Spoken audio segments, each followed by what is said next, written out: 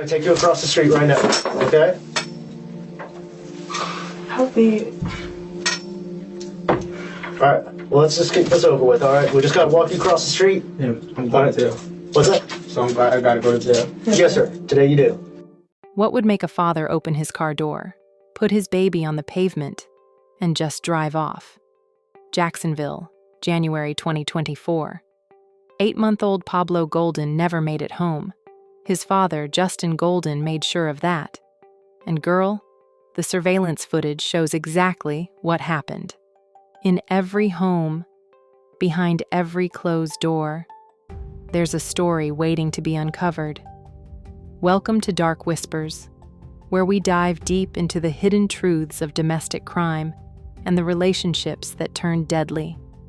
If you're drawn to real stories, powerful insights, and the shadows most people avoid, you're in the right place. Subscribe now and step into the whispers they never wanted you to hear. Jacksonville, Florida. A father to 8-month-old Pablo K. Golden. Now, we don't know a whole lot about Golden's life before this night, but what we do know is that by January 2024, he had a son who depended on him for everything. Pablo was 8 months old, barely crawling, couldn't talk, couldn't walk, completely dependent on the adults in his life to keep him safe. That's what 8-month-olds are. Helpless. They need you for everything. Golden was in some kind of relationship with a woman. Whether that was Pablo's mother or someone else, the reports don't specify. But what we do know is that there was tension. Arguments. The kind of conflict that doesn't just disappear. So here's where everything goes left. It's a regular evening in January. Golden's driving through Jacksonville with Pablo in the car and this woman in the passenger seat. They start arguing. We don't know what it was about. Money, relationship issues, whatever. But it escalates. Voices getting louder, tempers flaring, and Golden's behind the wheel with his infant son in that car. He's driving toward the intersection of MacDuff and Lenox Avenue. The argument is getting more heated, and then Golden makes a decision that's going to change everything. He slows the car down, approaches that intersection, and then he opens the door. Let me tell you something. What happens next is caught on surveillance cameras. Every second of it.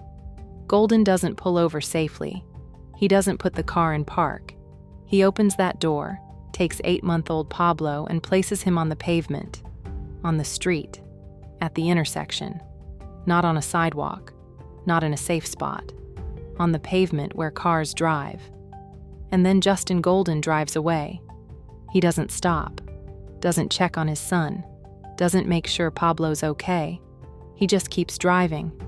And as he's leaving that intersection, the tires of his vehicle roll over Pablo, his own son, 8 months old, run over by his own father. Girl, the surveillance footage captured all of it. There's no mystery here, no question about what happened. The cameras saw everything. Golden putting that baby on the ground and driving away. Emergency calls start flooding in. People saw what happened. First responders rush to MacDuff and Lenox Avenue and find Pablo on the pavement. They get him to the hospital as fast as they can, but the injuries are too severe. Pablo K. Golden dies at the hospital, 8 months old. Think about that for a second. 8 months. This baby hadn't even celebrated his first birthday yet, hadn't taken his first steps, hadn't said his first word, and his own father put him on the pavement and drove over him. So now law enforcement has to piece together what happened, even though the surveillance footage already tells most of the story. They've got the video, they've got witnesses, they've got a dead baby and a father who drove away from the scene. Police move fast. This isn't a case where they're searching for a suspect. They know exactly who they're looking for. Justin Golden, the father, the man who was driving that car. The charges come down quick: vehicular homicide, failing to render aid, and aggravated manslaughter of a child. That last one is serious. Aggravated manslaughter of a child. That's when you kill a child through culpable negligence. Basically, you do something so reckless, so dangerous, that a child dies because of it. Failing to render aid means exactly what it sounds like. Golden didn't stop to help Pablo, didn't call 911, didn't do anything, just left his son on that pavement and drove away. The evidence is clear. The surveillance footage shows Golden opening the door, placing Pablo on the ground, and driving away. It shows the vehicle running over the baby. There's no dispute about what the cameras captured that night. But here's where it gets interesting. Moving on to February 2024, Golden goes to court and pleads not guilty. Not guilty.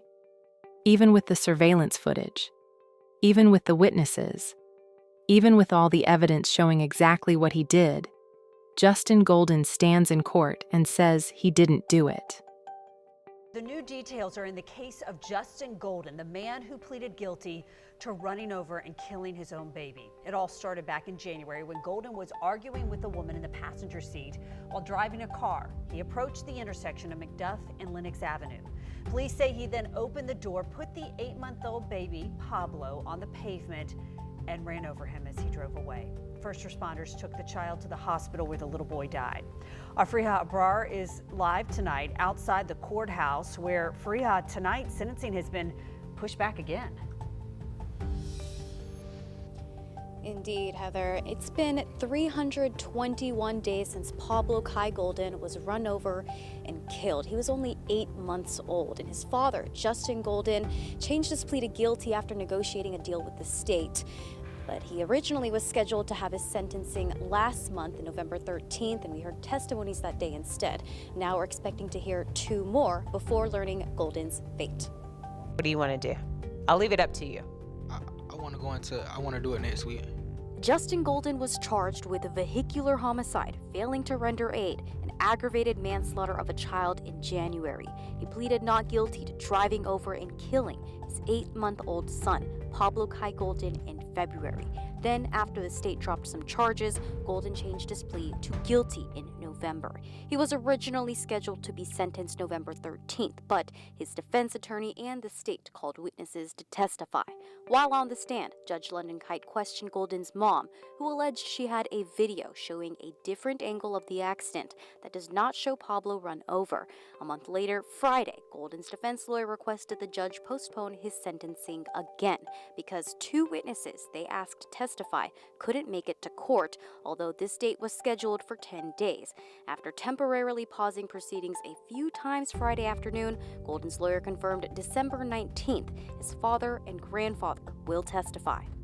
I can't just keep passing this case for individuals that say that they want to testify. There was, 10 days notice. I'm not sure what the nature of the work conflict is. And also I'm aware that because they are not under subpoena, we're just kind of at their mercy about whether they're going to come to court or not. So, that's the reality of it. If they don't come, there's no recourse for us. And we've been now delaying with no recourse. Pablo Kai Golden would have been 19 months old today. Meanwhile, we'll be back in court next week to update you on his father's court proceedings. Justin Golden faces maximum of 30 years in prison. Live at the Duval County Courthouse, Fariha Abrar, First Coast News, on your side. Make it make sense. You're on camera doing exactly what they're charging you with, and you plead not guilty? But that's what Golden does in February 2024. Not guilty. Now, the state is building their case. They've got the surveillance footage. They've got witness statements. They've got the evidence from the scene. And they're ready to take this to trial if they need to. But then something shifts. The state decides to drop some of the charges. We don't know exactly which ones or why, but it's enough to change Golden's strategy. Because after the state drops those charges, Justin Golden changes his plea from not guilty to guilty. So now we've got a plea deal situation. Golden agrees to plead guilty, probably hoping for a lighter sentence than what he'd face if a jury heard this case. Because let's be real, If you're a juror and you see that surveillance footage of a father putting his baby on the pavement and driving over him, you're not coming back with a lenient verdict. The court schedules his sentencing for November 13, 2024. Almost a full year after Pablo died. The community is waiting. Pablo's family is waiting. Everybody wants to see what kind of sentence Golden's going to get for killing his own son. But November 13th comes, and guess what? No sentencing. Instead, we get testimonies. The defense attorney and the state both call witnesses to testify. And this is where things get messy. Golden's mother takes the stand. And girl, what she says raises eyebrows. She claims she has a video, a different angle of what happened that night. And according to her, this video doesn't show Pablo being run over. Let me tell you something. The judge is not just accepting this at face value. Judge L. Kite starts questioning her about this supposed video. Because if you've got evidence that contradicts what's on the surveillance footage, where is it? Why hasn't it been presented before now? Why are we hearing about this during sentencing instead of during the actual trial phase? The judge is asking the questions everybody's thinking. But Golden's mother stands by her claim. She says she has this video, and it shows something different from what the surveillance cameras caught. But here's the thing. The state has surveillance footage. Multiple witnesses saw what happened. Emergency responders found Pablo on the pavement at that intersection. The evidence has been clear from day one. So what exactly is this other video supposed to show? We don't get answers that day because the sentencing gets postponed. The court needs more time. More witnesses want to testify. So they push it back. Fast forward to December. It's been over 10 months since Pablo died. The new sentencing date is set. Everybody thinks, okay, this is it. We're finally going to see justice for this baby. But then, Golden's defense lawyer comes back with another request. They want to postpone the sentencing again. Why? Because 2 witnesses they want to testify can't make it to court. Golden's father and grandfather. They're supposed to testify, but they've got work conflicts. They can't come to court. Now, the judge is frustrated. You can hear it in the court proceedings. They gave these witnesses 10 days' notice, 10 whole days to arrange their schedules, and they're still saying they can't make it. And here's the kicker. These witnesses were never subpoenaed. A subpoena is a legal document that requires you to show up to court. If you get subpoenaed and you don't show up, there are consequences. You can be held in contempt of court. But Golden's father and grandfather were never subpoenaed, which means they can choose whether or not they want to show up. And the court has no recourse if they don't. But hey, the defense keeps pushing. They pause the proceedings multiple times that Friday afternoon. Finally, Golden's lawyer confirms that his father and grandfather will testify on December 19th. December 19th. Another delay. Another postponement. Another day that Pablo's family has to wait for some kind of justice. At this point, it's been 321 days since Pablo K. Golden was killed. That's almost 11 months. And the man who killed him still hasn't been sentenced. Think about what 321 days means. Pablo was 8 months old when he died. If he had lived, he'd be 19 months old by the time this December court date rolled around. He'd be walking, talking, starting to explore the world. But instead, his family is sitting in a courtroom waiting for his father to finally face consequences. So here we are. December 19th, 2024 is the new sentencing date. Golden's father and grandfather are supposed to testify.